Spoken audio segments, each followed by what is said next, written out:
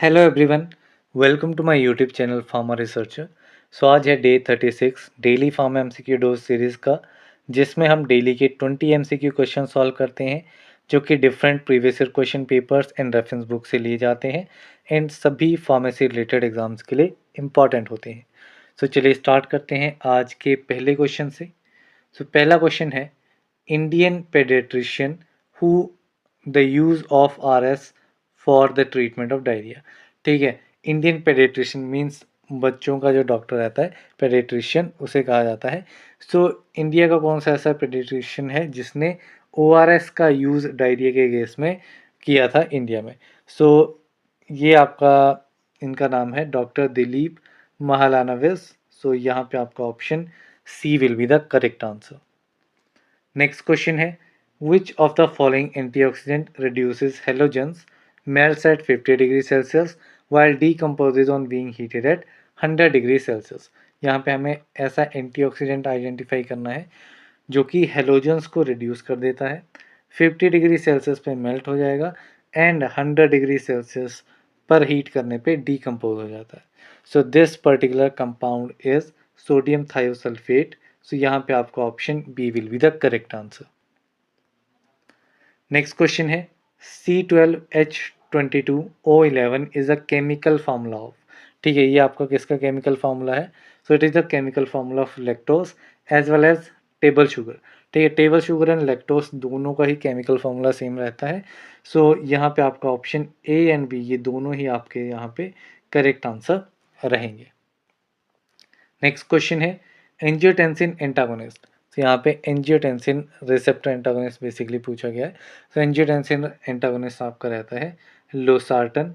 ठीक है, सार्टन वाले ड्रग्स जो हैं वो आपके एंजियोटेंसिन रिसेप्टर एंटागोनिस्ट रहते हैं।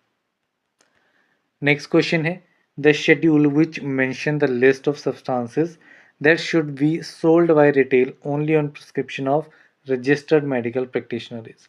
ठीक है, ऐसा शेड्यूल जो कि आपका बेसिकली प्रिस्क्रिप्शन ड्रग्स के लिए पूछा गया। ठीक है, प्रिस्क्रिप्शन ड्रग्स जो हैं वो कौन से किस शेड्यूल में आते हैं? तो प्रिस्क्रिप्शन ड्रग्स आपके आते हैं शेड्यूल एच में।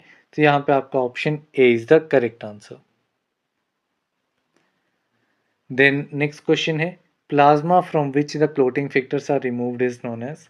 ठीक है, आपका ब्लड है, ब्लड में आपका प्लाज्मा भी है, आपका प्लाज्मा है एंड आपके ब्लड सेल्स हैं। ठीक है, सेल्स को रिमूव कर दिया जाएगा तो आपका प्लाज्मा बचेगा।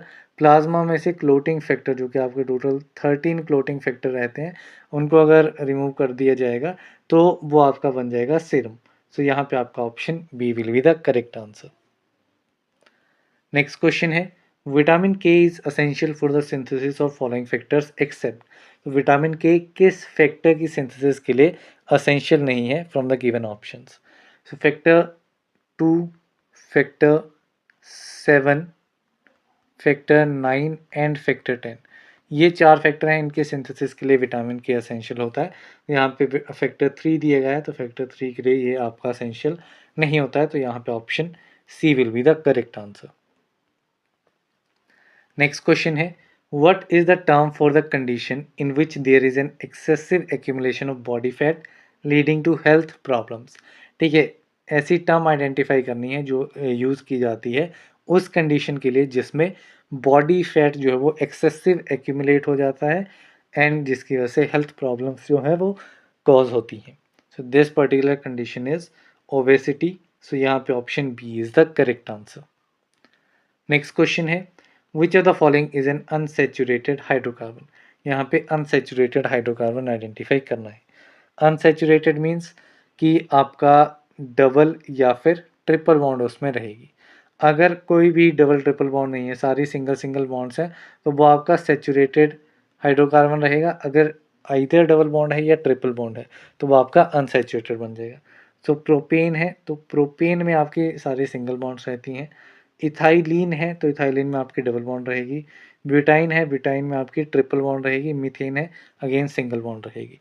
तो यहाँ पे अनसेचुरेटेड कौन सा हो गया? Ethylene and butyne.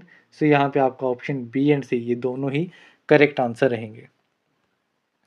Next question है, which of the following is not a test for tablet evaluation. इनमें से टेबलेट इवेल्यूशन का टेस्ट कौन सा नहीं है? सो disintegration test, dissolution test, solubility, viscosity, friability. So solution viscosity जो है it is not a test for tablet evolution. So यहाँ पे आपका option C will be the correct answer.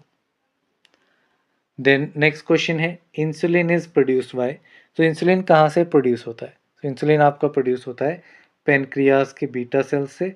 सो यहाँ पे आपका option A pancreas is the correct answer.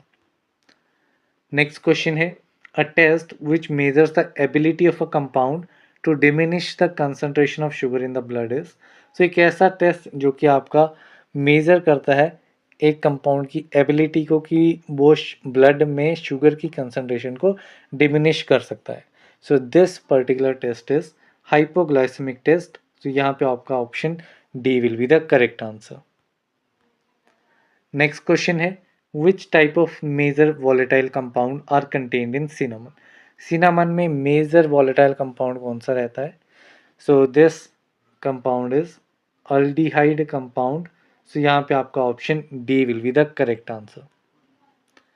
Next question है total number of blood clotting factors are.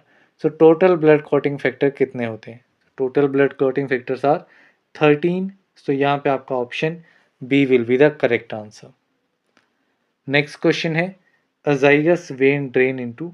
So azygos vein जो है वो कहाँ पे ड्रेन होती है जो कि आपका बेसिकली डीऑक्सीनेटेड ब्लड को कैरी करेगी.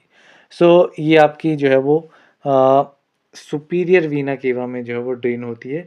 मीन्स आपकी अपर साइड से हार्ट के अपर साइड से जो भी ब्लड डीऑक्सीनेटेड ब्लड आएगा वो सुपीरियर वीना केवा के थ्रू जो है बॉडी में जाएगा. इन लोअर बॉडी से जो आएगा वो आपका इन्फीरियर वीना केवा से आएगा. तो ये दो चीज़ें रहती हैं. देन नेक्स्ट क्वेश्चन है which one of the following body areas usually has the lowest और मोस्ट एसिडिक पीएच. ठीक है, बॉडी एरिया कौन सा ऐसा है जहाँ पे पीएच जो है वो सबसे कम रहेगा. ठीक है, ब्लड की बात करें तो ब्लड में आपका पीएच रहता है 7.35 टू 7.45 की रेंज में. लेक्राइमल फ्लूइड जो है लेक्राइमल फ्लूइड्स में आपका 7.4 पीएच रहता है.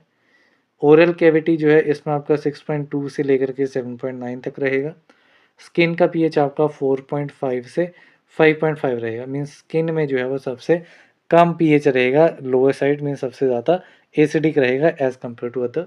सो यहाँ पे आपका option D will be the correct answer. Next question है which chemical test is use for the detection of digitox of sugar.